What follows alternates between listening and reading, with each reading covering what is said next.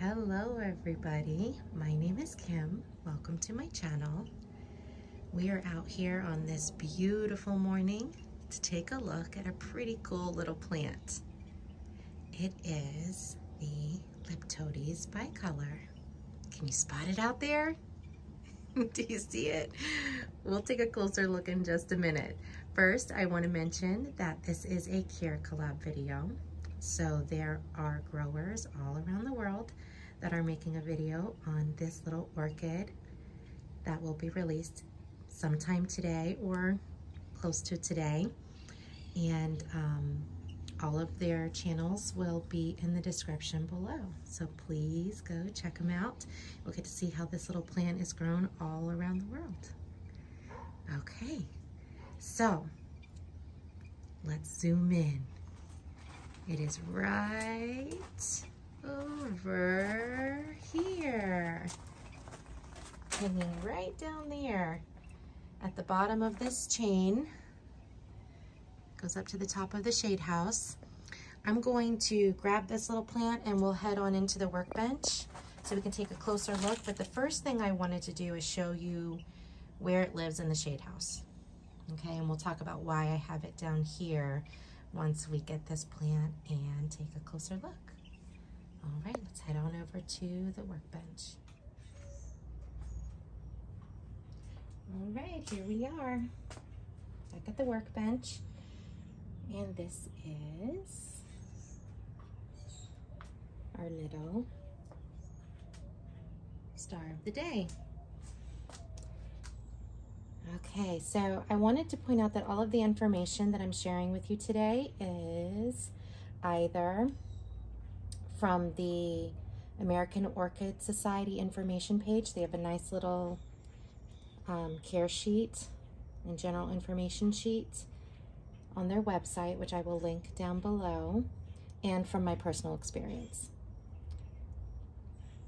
Now you can see that this plant is no longer in bloom. Got those last few blooms that are on their way out, but I do have a really nice picture of the bloom. It was on the introduction, or excuse me, on the thumbnail of the video.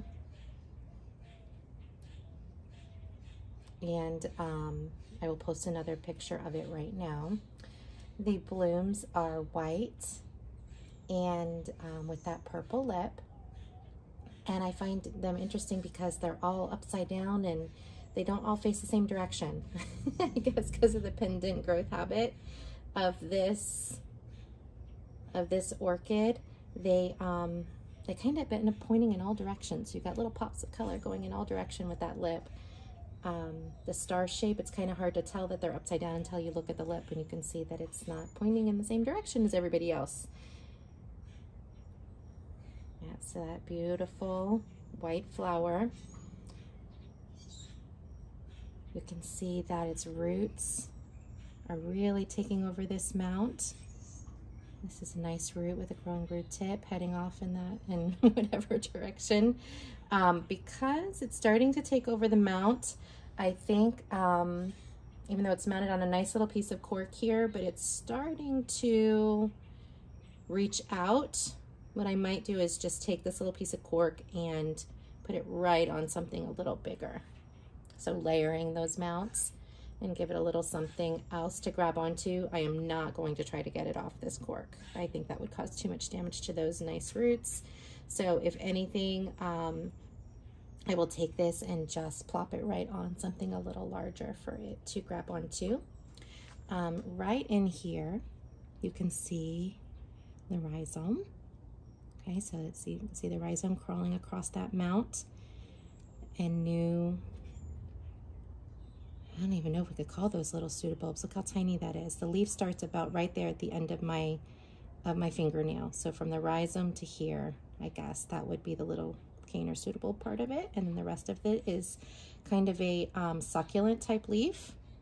It's very fleshy and thick. You can see right down through the center of the leaf there.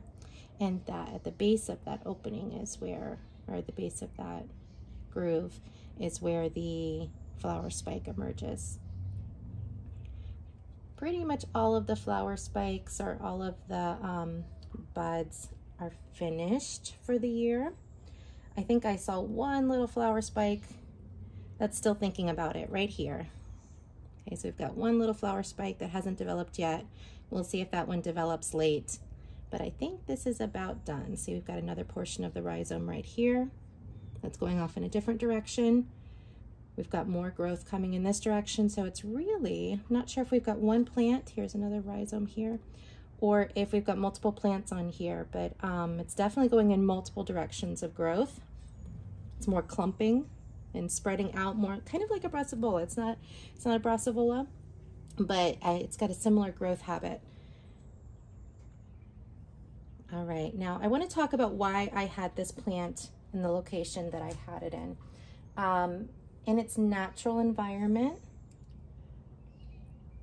according to the Orchid, the American Orchid Society, this plant is a little bit of a cooler grower. It can take warm summers, but it also likes to cool down a little bit. And in my subtropical environment, we get pretty hot. We get very hot, not pretty hot, we get very hot. And this plant likes a lot of moisture. So the reason I had it down there in the bottom of that chain, hanging really low in the shade house, is because I wanted it to get as much moisture as possible and much humidity as possible. There's a sprinkler system that comes on just to keep the humidity up in the shade house. It doesn't, the way it's set up right now, I am going to be working it into a sprinkler system above, but the way it's set up right now is it stays pretty low and shoots up about 4 feet. So this plant gets watered with that sprinkler system because it's so low. So it gets watered before the sun comes up, not too long before the sun comes up, but before the sun comes up. And it has just enough time to start drying out before I come through and water it again on most days. So it's getting watered more than once.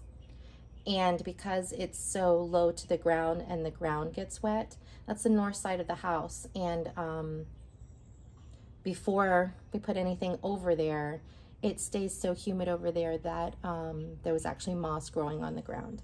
So with that little bit of moisture, I only put it on for like a minute because it's not watering much over there, the sprinkler system, but I do want it to get the ground wet so that we have evaporative cooling. And so we have more humidity in the air as the water in the ground and in those rocks start evaporating. So that's the reason I have this really low. It's probably not getting as much light as it would like because it's so low, but it is getting very late afternoon direct sunlight, probably from about 5 o'clock to 6 o'clock. We have some sun that angles in there and it's getting some, so it's very light, not really hot direct sun, very light direct sun. So I don't know if you can really even call it that at that point in the day, but but during the day it's very protected. During the hottest part of the day, it's really not getting direct sun at all. Based on what I'm reading, it probably would like a little bit more light than what I'm giving it, but the alternative is less humidity. So I keep it down there where it stays a little cooler, hopefully, and a little more humid than other parts of my growing area. Seems to be doing very well. It bloomed out very nicely this year. It had lots of flower spikes, but they didn't all last as long as the readings suggest they should.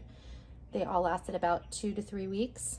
So that probably has something to do with my growing conditions as well. It's not getting probably as much light as it would like.